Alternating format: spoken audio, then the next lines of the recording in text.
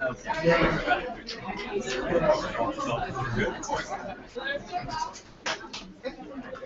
on Tyler's mission top lab. Ready to go? Yeah. All right, we're going to start with our next round of presentations. So please welcome TBlankinship to talk about music. So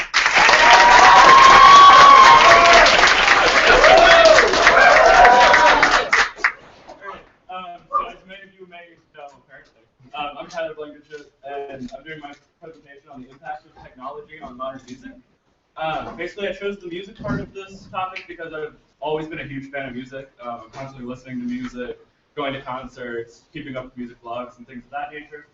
And I chose the technology part because I've always also been interested in engineering and hope to pursue a career in that field. I put these together because they both work hand in hand a lot.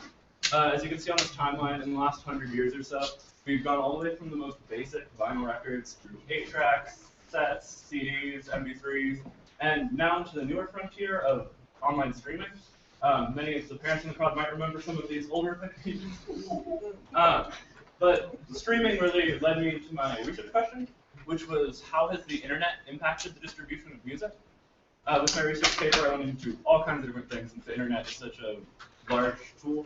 I examined how streaming specifically has impacted the entire music industry, how it's impacted individual artists, and how it has impacted sound quality. And then I looked into how piracy, digital downloads, and guerrilla marketing have impacted the music industry. And finally, I looked into how the internet has affected physical sales of albums with the huge decline in CD sales and the surprising recent resurgence in vinyl sales. Vinyl actually brought in more revenue than ad-based streaming in the last year. So for my project, I got to do my internship portion at the Music Resource Center in Charlottesville with my mentor, Damani Harrison, the music and arts director there. I only got to do my internship over one day, but over the course of that one day, I got to do a lot of different things.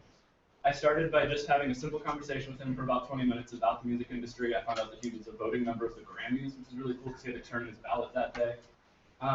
And then he had a class come in. So I sit in on this class where he had them set up various microphones on this drum, and then they set up all the wiring everywhere, and we went into another room, and the lesson culminated in one of the students going in, playing drums for about 2 minutes, and then all of us listening to the track and coming up with how we could have set up the microphones better to get a better sound, what we could have made better with the sound of the thing.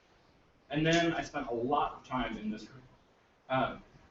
Mr. Harrison was nice enough to let me sit in on a mixing and mastering session where he took a song that a local artist had sent him and cleaned up the vocals and just made everything sound a lot more crisp, clear, and professional. And then the best part of the day was a 2-hour-long production session where Mr. Harrison, along with Lucas Brown, the marketing and communications director at the Music Resource Center, built a song basically from the ground up. They used Pro Tools and just set up all the instruments and looped everything, and then added vocals that had been recorded at their studio a little bit prior. So as you can see here, this is Lucas, me, and Mr. Harrison, who wanted to take a really dramatic picture for some reason, so here we are. That's the only picture of us that exists. For my community service portion of my project, I helped the Orange Elementary School 5th grade, along with Lydia Hines and Sharon Mormon, the OES Gifted and Talented Coordinator, to put on the production of the Lion King Kids. So that entailed going to the elementary school every Monday and Wednesday for at least an hour and a half. It ended up totaling to over 40 hours of the required 10 to 20 hours that we had for this project. Since we got to do so much time there, we got to do a large variety of activities. Our first couple meetings, we focused on showing them things such as stage directions, blocking, and just all kinds of things like that, how to show emotion and everything. And then we had them all learn a specific piece for the audition process. There we had to make a lot of tough decisions on who would get what role and who we thought would fit better as different characters.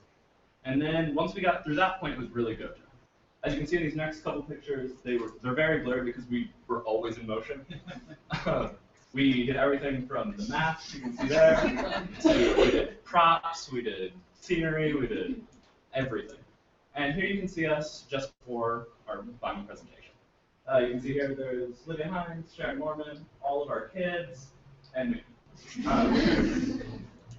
Unfortunately, I was not able to include any video in this presentation because Disney is very serious about intellectual property, and I would not want anything to happen to the lovely Sharon Mormon.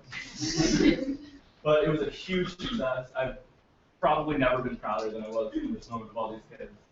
And I was about this sad when it all ended.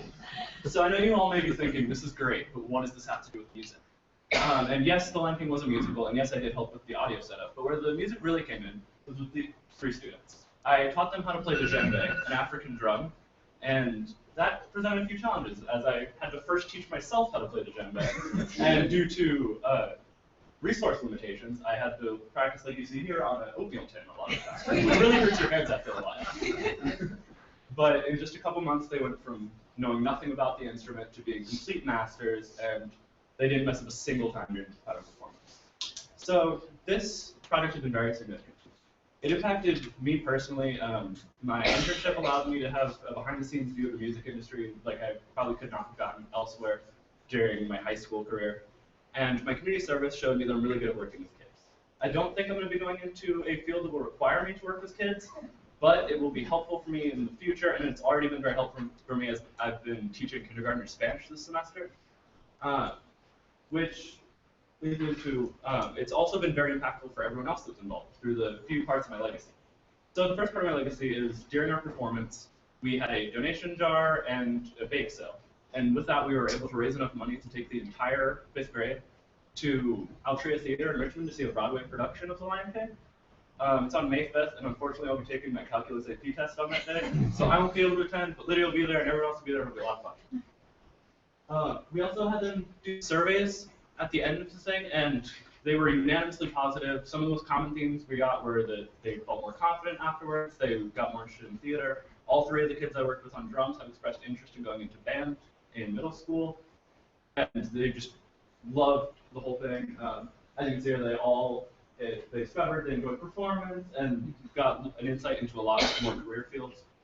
The final portion of my legacy is that since The Lion King was such a huge success this year, Sharon Mormon and the current OES 4th graders will be doing another Disney Kids production in the fall of their choosing, which will be interesting to see what they end up with. So I also learned a lot about myself throughout this presentation. What I learned about myself was that I do want to continue pursuing a career in technology, and as a result, I will be studying engineering at Virginia Tech, George Mason University, or the University of Virginia.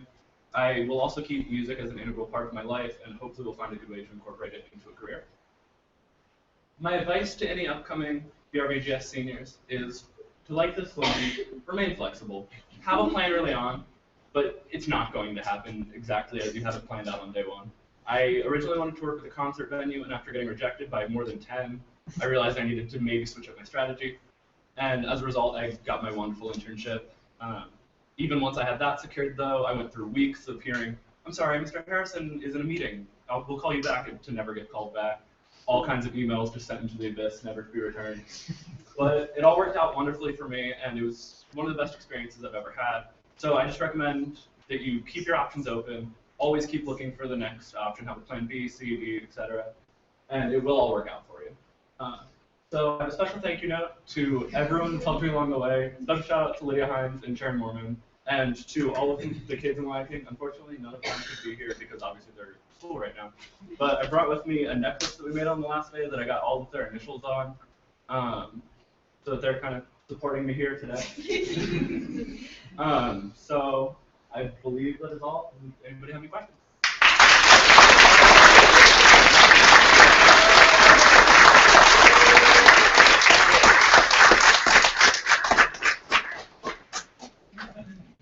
My question is not necessarily about the Lion King portion of the presentation. It's about like the one day that you spent in the studio. My wife and I spent a lot of time in the studio as well, and I'm actually curious, more of I guess a personal question. How do you feel about the implementation of technology and how it affects the production value of what comes out of that studio? Like how much talent is really there behind those that come in and sing and play? From the little bit of experience you had, you said you saw him working, cleaning up vocals, things like that. What kind of experience? Well, how do you feel about that? I think it's a good thing. I see where arguments could be that like you need less talent to be successful in music, but using these technologies, it's the 21st century. Like technology is being incorporated into everything. So I don't think it's necessarily a bad thing to make better music, even if you started out at a lower point of talent. If you can still put out great music, I think that should always be the goal. You said you wrote about piracy and all that stuff. Yes. How are artists combating that? Like, what are they doing in order to help them make money off their songs instead of getting them pirated? Well, at this point, your average major label artist is not really making much money off of song sales. They're also not really making much at all off of streaming. Where they're making their money is with merchandise, tours, sponsorships with advertisers, and things like that. So really, they're not losing that much money because they weren't making that much money there to begin with. Although leaks have been a big issue in recent times with albums being released to the public before they were supposed to be released. And many artists that's starting to become less of a problem because it's just ubiquitous at this point. But at this point, it really isn't a problem. It's normal. And maybe I missed it in the presentation there while I was writing down comments. Did you talk about what you want to do in the future, potentially in music, or do you want to stay more to the technology side? Like, where do you feel like does this project, has it influenced you where you're going to go? I still am looking into both. That's still a question I'm asking myself, to be honest. Yeah. So we'll see how this plays out in the next couple of years. I'll email you. Anybody else?